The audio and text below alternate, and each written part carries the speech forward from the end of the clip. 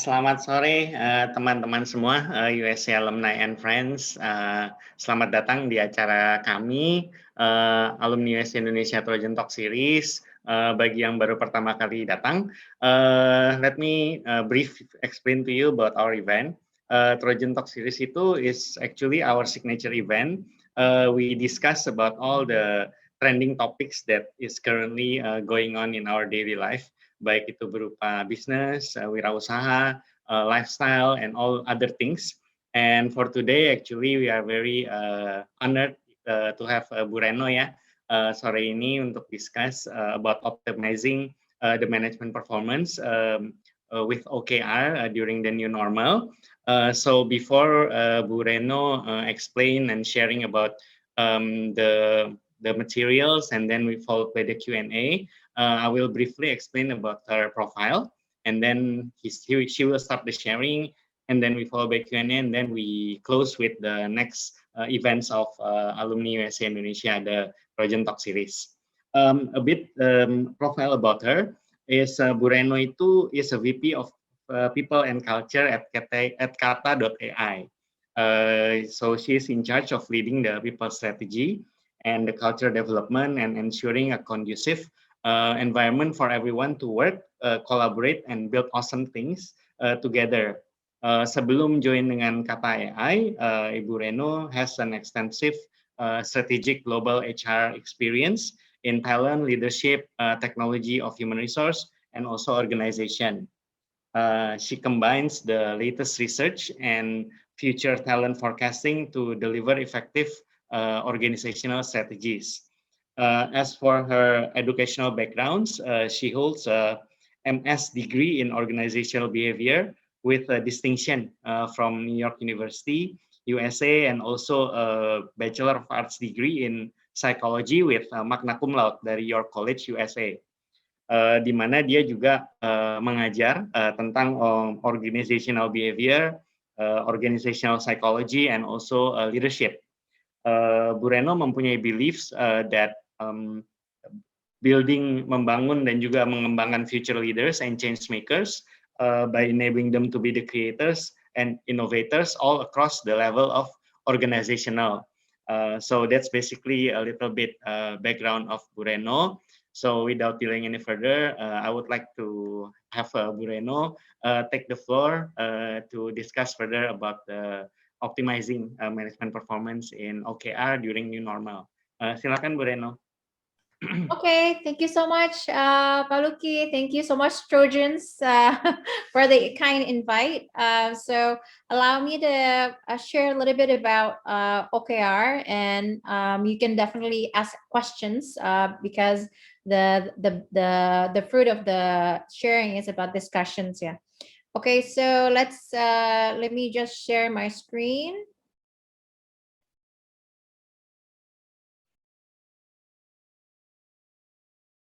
Oke, harusnya udah kelihatan ya? Ya, kelihatan Ibu. Okay, great. All right, so allow me to share a little bit about OKR, objective key results. How can we optimize performance management in the new normal? So what we are going to talk about a bit is, before we talk about OKR, we should look at the changing nature of workforce. Obviously, with the pandemic, a lot of things are changing, including the workforce. So we need to identify what are the changes before we make decisions where to go next year.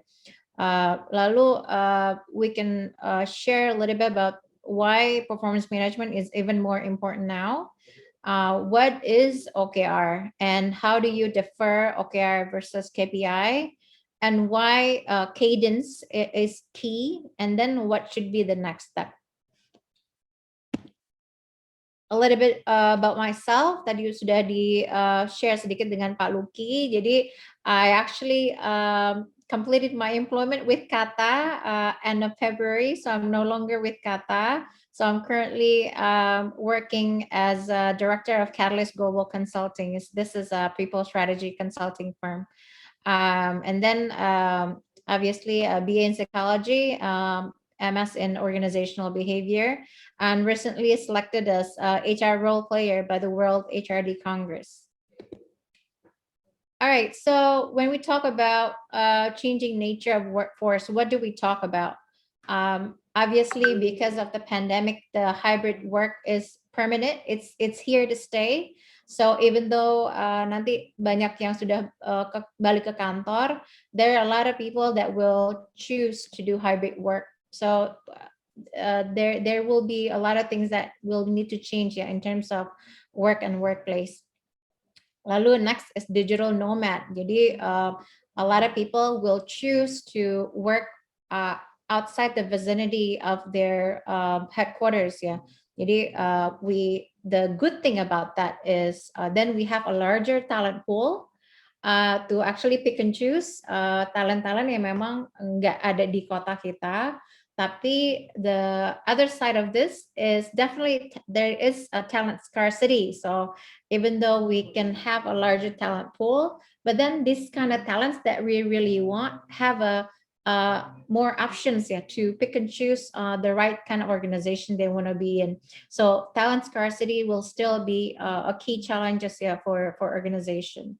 Lalu next, because of the changes, a lot of changes in this workforce, regulation is slow to catch up. So these are the things that we need to think about when we want to hire not just permanent, but also gig workers, yeah, in organization.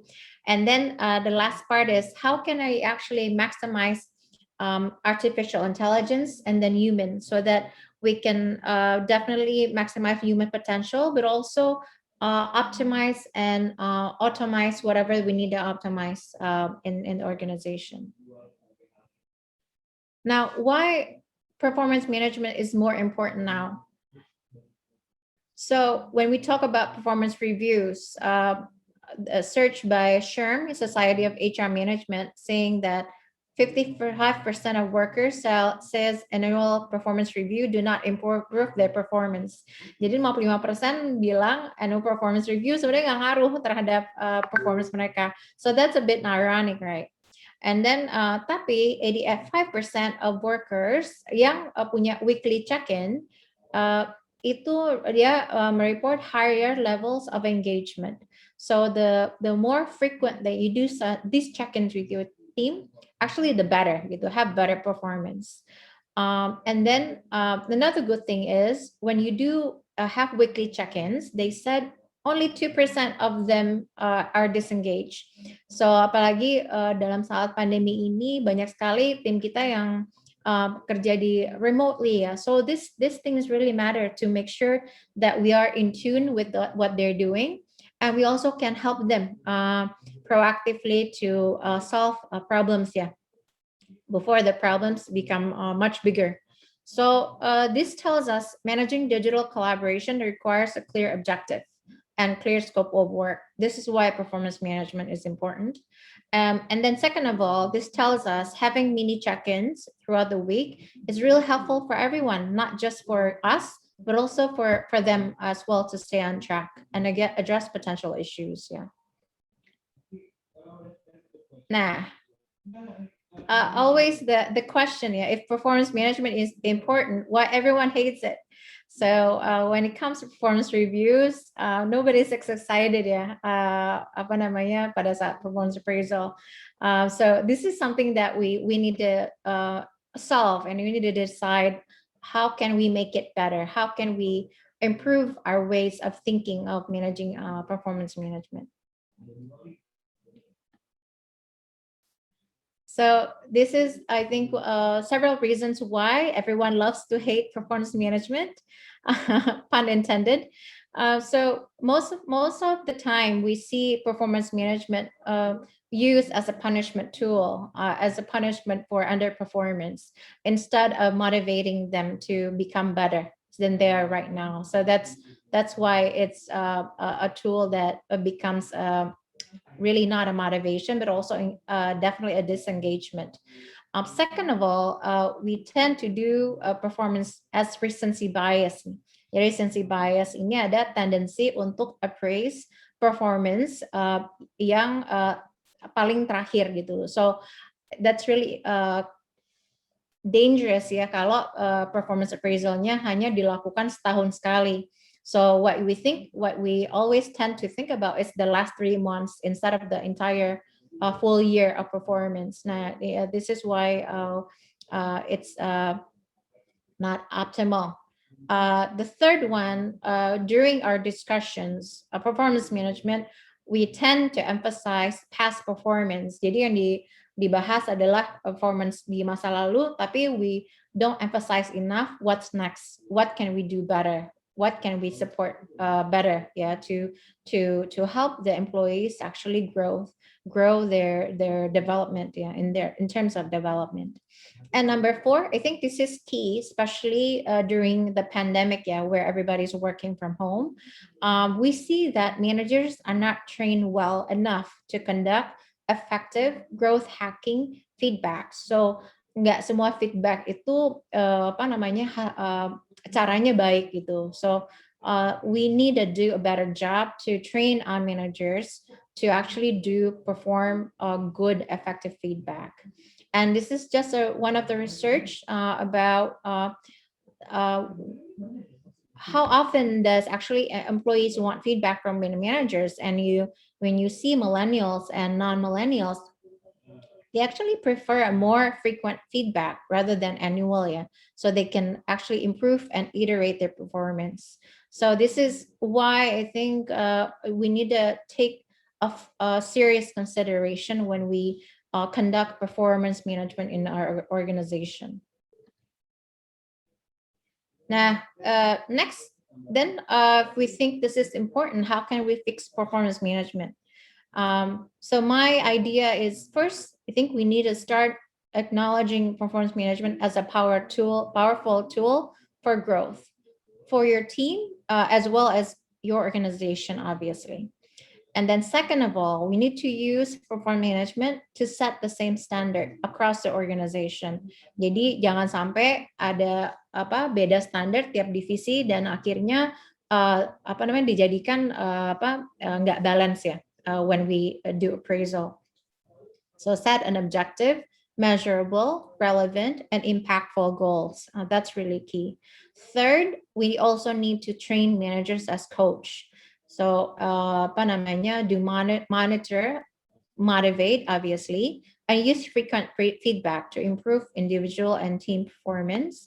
And fourth, we definitely have to think about what kind of tools that we can use to automate the admin stuff, the redundancy stuff, and also put more time to invest in actually developing our teams. So what is it? This objective of key results that we can do, make it better. So objective key results, it stems from having a clear mission in the organization. Why do we exist? Why are we here? And then we look at our vision. What do we want to be in the future, as an organization? And then we talk about strategy. How we will get there. Then we can focus more on the objectives. What are our priorities? And then lastly is key results. How should we measure our success? How can we make sure that what we do is actually focused on our core mission? Now, you may ask about what's the difference between OKR and KPI? Obviously, we can do Google search on that, but this is simplest components that I think shows you the clear difference.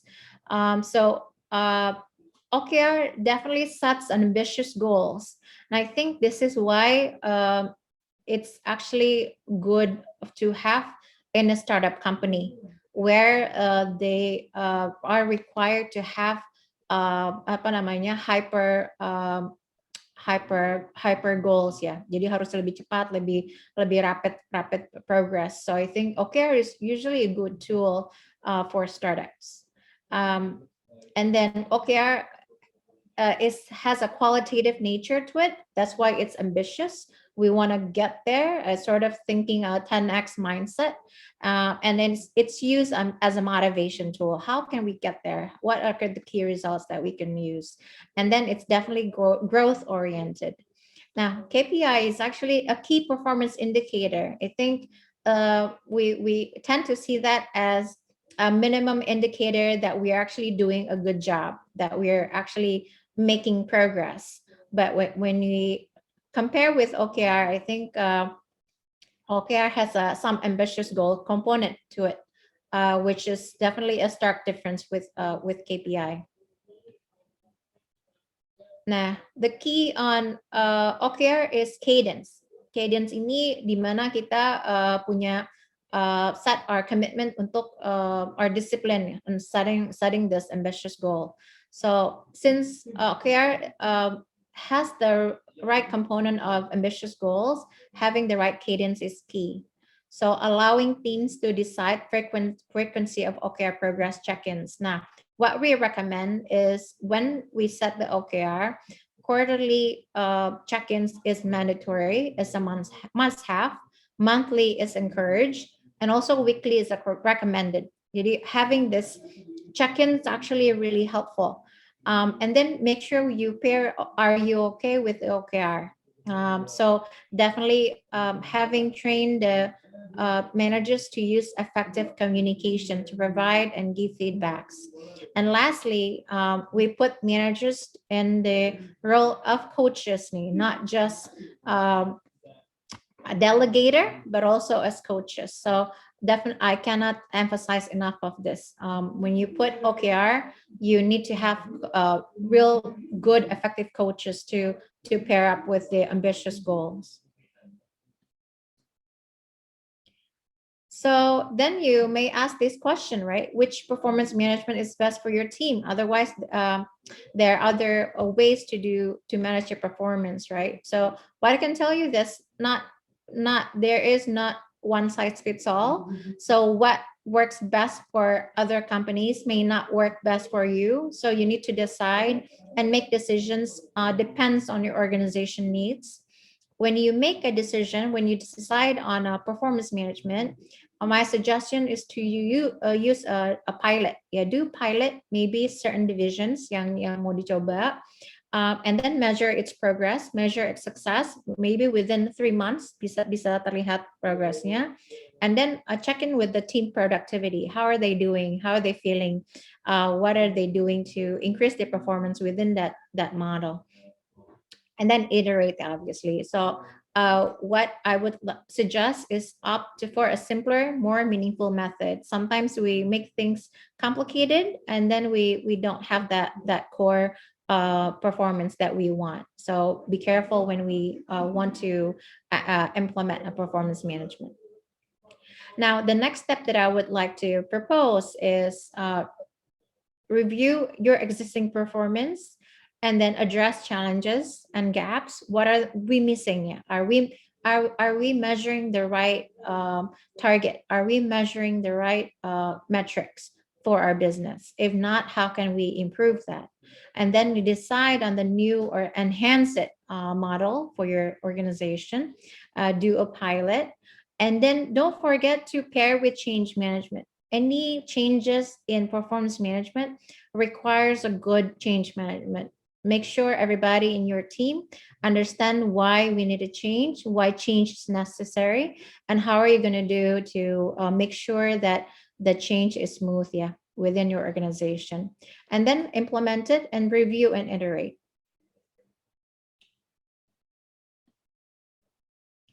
So that's it. That's my last slide.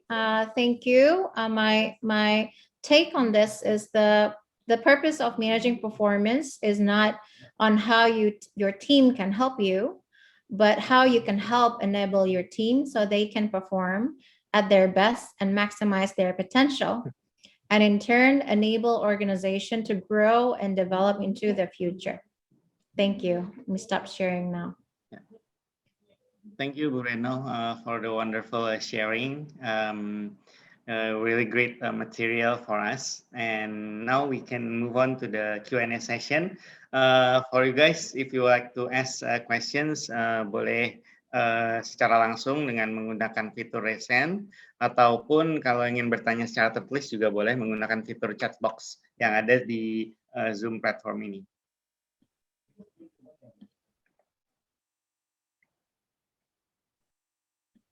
Bu Retno, mungkin saya ingin bertanya nih kepada Ibu ya. Tadi sepanjang during your presentation, um, I saw teamwork is one of the thing yang cukup important ya in an organization. And then, do you have a way or a method that you think it is the most effective to increase the teamwork in an organization? Because everyone is coming from different background, different communities, right? So datang dari latar belakang yang berbeda. Bagaimana cara menyatukan mereka? Cara yang terbaik untuk menyatukan mereka ya di dalam satu organisasi itu? Okay, that's a good question, Pak Luki. Thank you for that. Emang di dalam pandemi ini a bit challenging ya. And then some of our teams may not had a chance to meet in person karena mereka di hire-nya dalam pandemi ya. Even onboarding aja lewat online. Karena mungkin mereka belum pernah ke kantor, physical kantor ya. Jadi everything is done online. So that's a bit challenging ya for understanding how can we immerse into that new organization ya. So the key is setting up the right culture, the right key behaviors, the right culture that we want to set. Then definitely we can do that even if we're working remotely. So having the right onboarding process, that's really key. Socializing this new teams into the organization, having them sharing their own perspective about what they want to be, so that we can have a shared values, shared mission, ensure that what they want to do is actually aligned to what we have here in organization, and then letting them know that we're supporting them 100% in their development. And then after that, then we need to make sure that everybody is aware that collaboration is actually the key to a successful organization ya. So no one is man's island ya. Jadi nggak bisa satu orang itu bekerja sendiri. So everybody has to work together. So what I always tell my team, begitu ada new team member atau mungkin ada pergantian tim, there is always a group dynamic yang harus dikalibrasi lagi nih, Pak Loki. Jadi it's really key to understand the new team dynamic, and then setting ground rules. Jadi ground rules ini how should we respect each other? How can we talk to each other? Kalau ada conflict, how should we resolve the issues quickly? So having them clearly state what they like, what they don't like, what is okay, what is not okay, actually can really help this team work together during a remote time like this. Hopefully it helps, Pak. Oke, thank you Bu Retno jawabannya. Tadi mungkin dari Bro Charles ya ada resen. Mungkin Bro Charles ingin nanya langsung, silakan Bro. Hi Loki. Ya, Hello Burana, thank you for the opportunity. Coincidentally, we're in the midst of a restructuring in our company where we have a old culture and transitioning with a new culture. And I mean, one of the challenges is the technological implementation of introducing remote meetings. What would be your suggestion? I mean, the OKR would be the ideal situation, but to transition from the existing state that it has been there for over 40 years, what would you recommend? Thank you. Thank you for the question, Pak Charles. And this is really challenging for organization to make changes when everybody's not working together in the same ecosystem.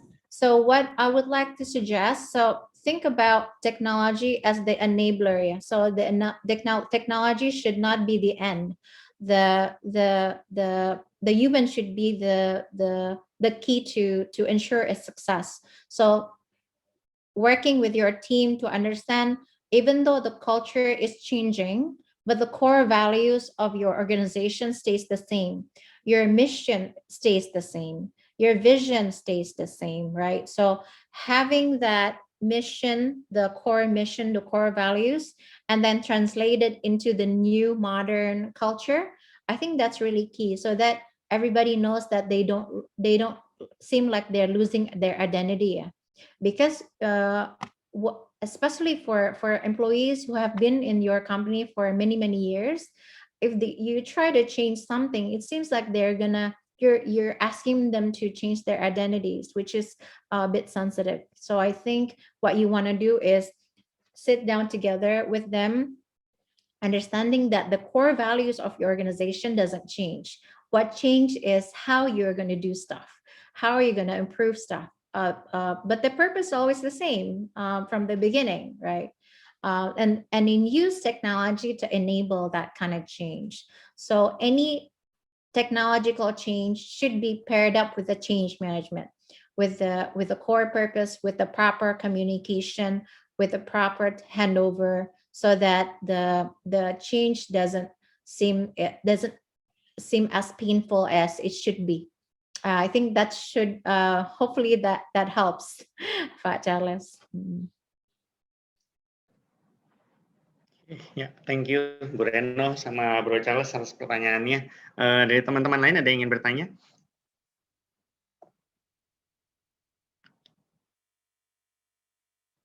Kalau tadi Bu Reno mungkin saya sepintas ada nanya nih. Oh, ini ada pertanyaan masuk nih. Saya tanya pertanyaannya dulu ya. Oke. I want to ask about KPI. Is it common when the target is changed while the process is going and we already set the target?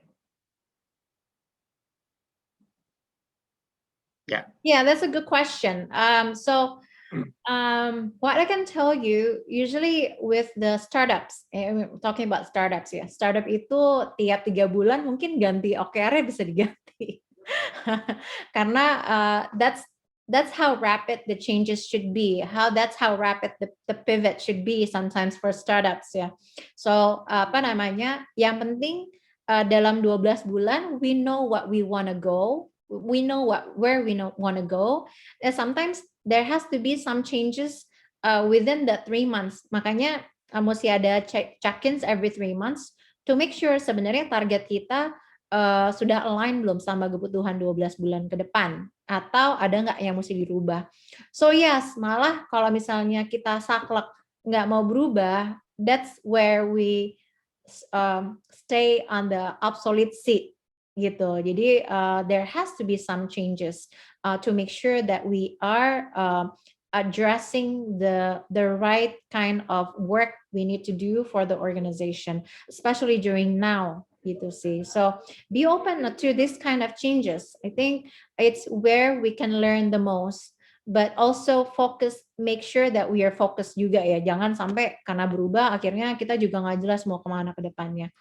Itu sih. So be flexible, but also be rigid on the kind of focus you want to do.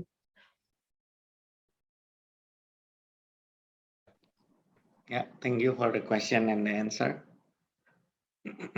Okay, we have the next question. It's from Pak Henry. Can you please explain more about the qualitative nature in OKR? If it is qualitative, how do you benchmark the performance? Okay, Pak Henry, thank you for the question nih, Bro Henry nih. I'm going to give you an example ya. When we have a qualitative benchmark, qualitative OKR. Jadi OKR itu stands for objective key results. The objective part is qualitative. The key results is quantitative. The example and objective would be we want to be the best organization in the healthcare industry. So that's like the best organization. That's really qualitative. How should we measure that? Then the measuring part is where the key results comes in. So we can determine what would be a good metrics for the best organization in healthcare. Mungkinkah we have to have higher NPS score, Net Promoter Score, for our patients, right? That's one. Mungkinkah kita punya the best reviewed doctors in the entire nation? That's two, right? And then maybe third of all, we have to say we have this number one safest hospital, let's say, in the nation. So having that ambitious goals and then pair them up with quantitative actually gives us sort of apa namanya higher purpose ya to reach to the goals. That's why OKR looks like ambitious goals, but pairing up with this quantitative matrix actually would help jadi lebih ngobumi lah basically gitu. Hopefully it helps ya Bro Henry.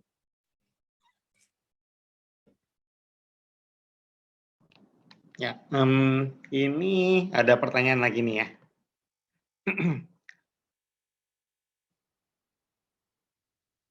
Nah, ini nanyanya ini tentang balancing between the weekly or monthly versus quarterly or yearly in terms of being seen as micromanaging. Gimana cara? Ini juga dari Bro Henry juga, tapi Henry yang satunya. Okay. Yeah. Yeah, I think I would say not having that cadence. Makanya namanya cadence. Cadence itu how disciplined are we to stick with the goal lah basically ya. So not having the cadence actually will result us to actually have a micromanage. Lu udah sampai mana? Kerjainnya apa aja? Udah apa namanya? Kira-kira kapan selesai gitu loh. Justru dengan weekly check-in seperti ini, both the manager and the employee itu punya accountability yang sama. Si manager juga punya accountability untuk membantu support supaya weekly goals-nya sampai gitu. Dan si employee juga punya accountability untuk reaching the goal, weekly goals atau monthly goals-nya. If you don't have that weekly check-in sama monthly check-in, by the time you come up with your 3 months, ternyata ada hal-hal yang sebenarnya sudah nggak relevan lagi. Ada pekerjaan-pekerjaan yang sebenarnya sudah nggak diperlukan lagi. Harusnya kerjainnya udah DF, tapi kita masih ABC karena we stick with this rigid performance management, and that's really dangerous, especially for startup. We don't have that luxury of time, so that's why with this weekly and monthly check-in actually leaves that mark of pegawai gue lagi ngapain ya? Dia lagi kerjaan nggak ya? We don't do that anymore because then we have this both accountability and making sure by the end of Friday all the data should come and everybody can check, and then if you don't put in the data that means you don't do the work. I think that's pretty simple gitu, much simpler. So definitely this is the 180 perubahan ya dari micromanage itu sendiri sebenarnya.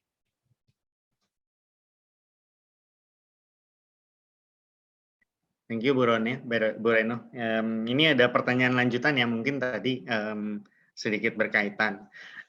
Jadi dengan hal tersebut, how is the best practice to make this a permanent culture in company? Jadi kan tadi udah dijelaskan Ibu Reno ya, mungkin penekanannya ya, bagaimana menjadikan permanent culture. Yeah. So first things first, everybody needs to understand the why. Jadi we use the why WIFM strategy nih. WIFM is called what's in it for me. Jadi whenever we change a culture, everybody needs to understand kenapa we change the culture. Not because the boss wants it, but because the organization needs it. Right? So everybody needs to understand why. That's why change management is important. Second of all, we need to have commitment starting from the top. So whenever the boss says A, B, C, that means the boss is also accountable. The boss is also accountable to do weekly check-in to make sure his data comes in accurately, his data comes in objectively, and then admits when they have failures, right? When they have setbacks. So having the right role model will change the culture accordingly. So what we do as we say, like, basically, and then and enforce it or encourage it with the right kind of reward system juga. So That's why performance management is also has to have a good pair with reward system. Are we rewarding the right kind of performance? Are we rewarding the right kind of behaviors in the organizations? Jangan sampai kita ngomong performance management harus A, ternyata kita rewardnya yang key behaviors B or C. So the kind of misalignment will not have an effective performance management and in the team, basically. Hopefully it helps. Oke. Next question ya, Bu Reno. Ada banyak sekali nih pertanyaannya. Okay. Is it OKR's perspective based on balanced scorecard, financial, customer, internal process, and learning and growth, or we can set free based on company needs? Yeah, basically, I think there's a bit of difference, yeah, in OKR and balanced scorecard. I think you can Google that in details. But what I can say about OKR, I think it's much simpler and can be readily used, particularly for a startup. Yeah, I would caution you, if you are an established companies, you want to use OKR, it might not work for your organization. So use it with caution. For startups who have maybe less than 200, 300, it may be doable. I know there is organization that as large as thousands use OKR. I don't know how they do that, so I haven't experienced it, but I think it will work well for a company of maybe 200 300 of team members, yeah, for OKR.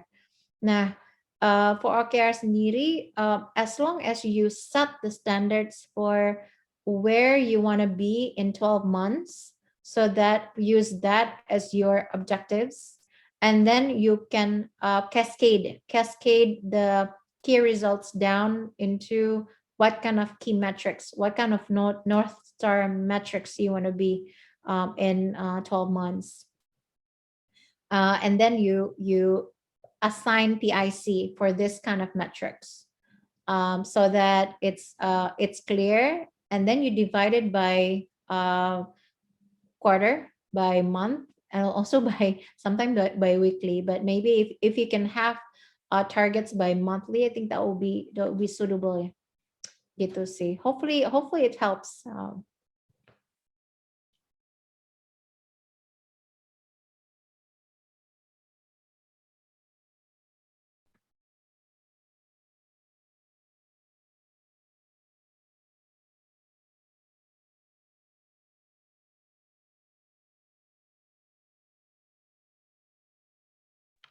Okay, thank you.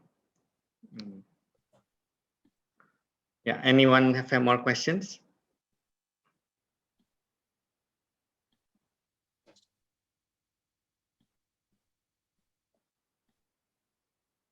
Bu Retno, saya mau tanya nih, mungkin pertanyaan dari saya lagi. Dengan adanya teknologi digital ya, these days, right? Do you think there will be talents yang akan termakan dengan teknologi digital ini, yang mungkin akan menjadi suatu scarcity, atau yang malah karena dia scarcity itu jadi orang banyak demand-nya gitu loh. Jadi apakah akan terjadi seperti itu? Atau malah dari adanya teknologi digital ini akan menjadi suplemen daripada setiap job description yang diperlukan, seperti itu mungkin. Yeah, I think going back to Kata, ya, I was working for an AI company, right? We built this tool so that humans can do more and a lot with this kind of technology. What I can tell you is, if humans don't act with their own human capabilities, with their creativity, curiosity, right, collaborations, then there will be no longer jobs that they can do. karena banyak banget teknologi yang bisa digantikan dengan teknologi ya.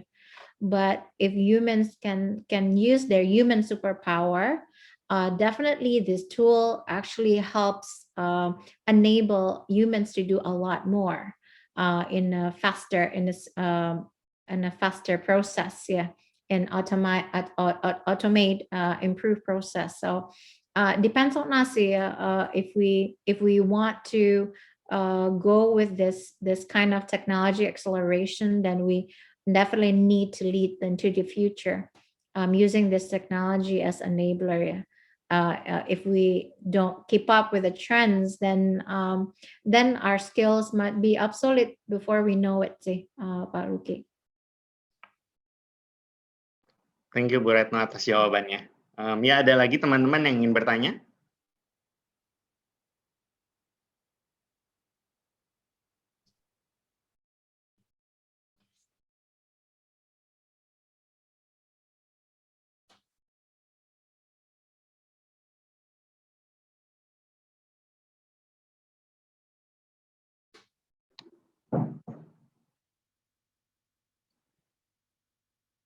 Ya, jika tidak ada yang bertanya, mungkin kita bisa tutup kali ya untuk acara malam hari ini. Mungkin ada sepatah dua patah kata dari Bu Reno untuk kesimpulan dari acara hari ini. Okay, thank you so much, Pak Luki. Thank you, teman-teman Trojan Salams for the kind invitation. Hopefully, we can do this on a later time. So I think to wrap up, whatever we want to use in managing our performance, we need to make sure we understand the why we need to manage our performance, the purpose of managing that performance, and how can we actually use the performance management to motivate, encourage our team to do better, to do more productive work, to make sure that whatever we do actually becoming the progress we want to be. That's really key. And definitely it's not easy to review ourselves and to say that we need to change. But I think this kind of questions it's necessary to pose in our team, in our organization, whether or not we are actually doing what we need to do to make a real progress for the organization. So what I can tell you this, it doesn't matter what the tool is. What matters is we find the right purpose and we stick to it, and whatever tools that we use it with commitment and discipline. Itu aja Pak dari saya. Oke, Bu Reno. Oh, ini ada satu pertanyaan lagi nih terakhir. Boleh Pak.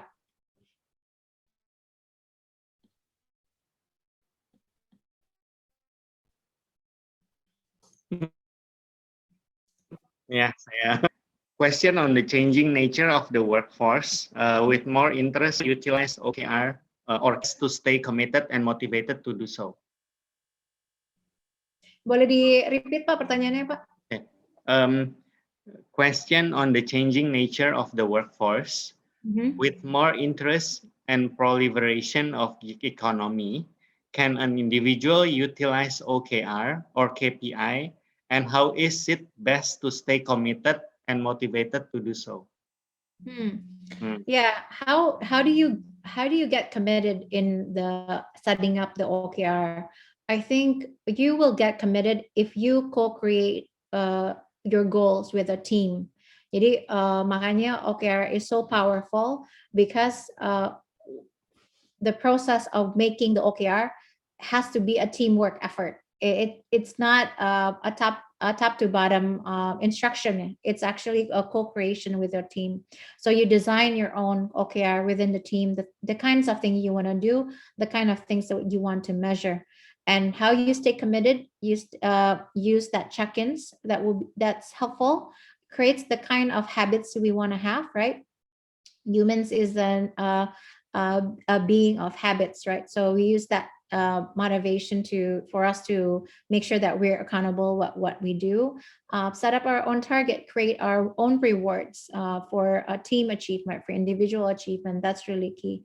And also ensure that our our purpose, individual purpose, actually aligns with the organization goals. It's really hard for us to stay committed if we don't understand why the things that we do is necessary.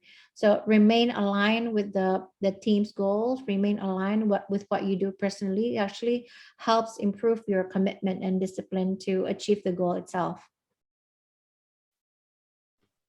Ya, Bu Reno, thank you atas jawabannya. Ya, jadi mungkin kadang-kadang kalau itu hanya seorang individu yang melakukan gerakannya, bukan secara tim, jadi seperti si individu itu menjadi sole fighter ya, sehingga membuat bagaimana caranya membuat supaya dia tetap accountable sama komit, memberikan influence ke timnya ya, seperti itu. Jadi kalau misalkan walaupun secara tim itu, and then masih bisa ada yang menemukan titik lemahnya gitu, nah bagaimana cara mengurangi titik lemahnya itu tuh Bu Reno? We talking about weakest link. Yeah, the weakest link. Yes, correct. That's why before we even start discussing OKR with the team, we create ground rules, Pak. Jadi rules of the game.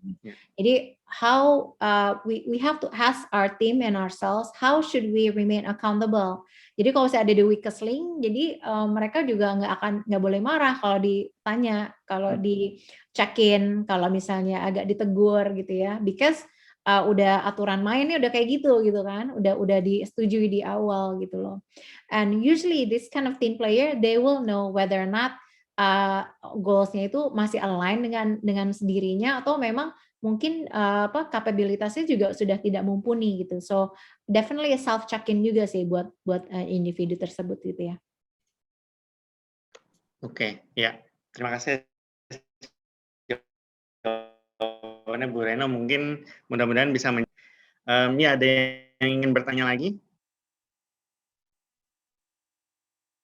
Oke, kalau nggak ada, mungkin saya ucapkan sekali lagi terima kasih kepada Bu Reno untuk malam hari ini for the event, for materials and the Q&A, and then for all yang udah joining tonight, and also for the questions that you guys asked.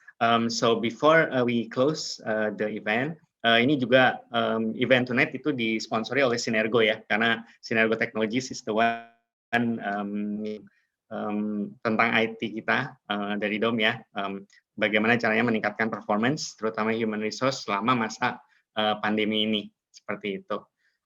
Ya, mungkin kita tutup. Sebelum tutup, saya mungkin kasih pengumuman tentang acara kita selanjutnya ya. Silakan Martin.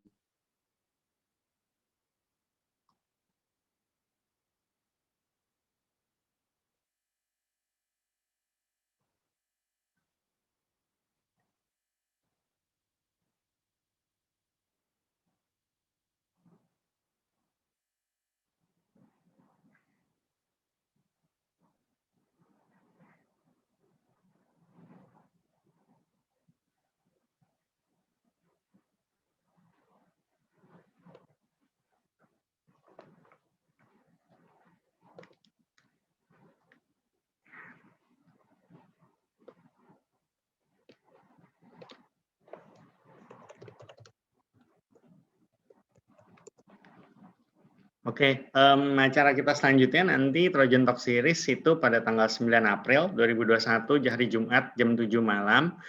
Itu tentang adaptive resilience for challenging times. Jadi kita beberapa Trojan Talk Series terakhir ini kan tentang bisnis, tentang entrepreneur, tentang digital technologies. So we are trying to get from the spiritual side. Kali ini nanti dibawakan oleh Nadia Hutagalung. Kita akan bahas soal mindfulness practice and then how to calm ourselves in facing this challenging times. Itu nanti jam 7 hari Jumat tanggal 9 April. Ya, untuk sementara itu event kita. Sebelum kita tutup, mungkin kita foto bersama dulu ya. Nanti Martin tolong bantu dengan photoshootnya. Untuk teman-teman boleh dinyalakan kameranya dulu untuk kita foto bareng.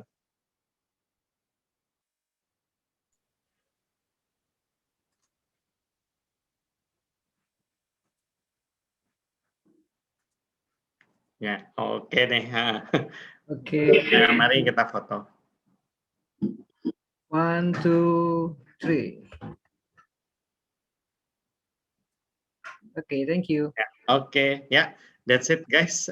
Thank you very much for tonight. Again, thank you, Bureno. Thank you, friends. You guys have a good evening, and then stay well and stay healthy. See you at the next event. Yeah, good night. Thank you. Thank you, Thank you, everybody. Breno. Good night. Everyone. Bye-bye. Thank you. Okay.